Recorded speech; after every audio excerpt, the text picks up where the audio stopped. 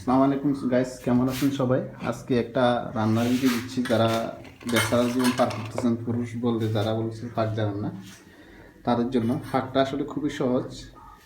যেমন আমি দেখেন আগে এখানে রসুন দিচ্ছি, রসুন দিয়ে দাগা নিচ্ছি, একটু হালকা চুলাটা কমাই দিচ্ছি। এরপরে বাকি যে মশলাগুলো কাঁচামরিচ, পেঁয়াজ এগুলো দিচ্ছি।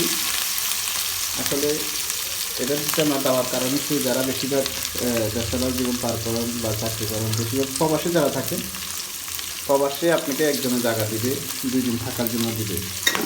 কিন্তু যদি মনে করেন যে আপনি আপনার ভাইয়ের কাছে যাবেন বা ভাইয়ের সব কিছু করবেন, এরকম কিছু চিন্তা ভাবনা করলে সেটা ভুল করবেন। কারণ সবার জীবনটা এমন একটা জিনিস, আপনার ভাইও আপনাকে রান্না করে দেওয়া না, কারণ আপনারটা আপনি নিজে রান্না করে খেতে হবে। আর সেই জন্য ভিডিওটা আপনাদেরকে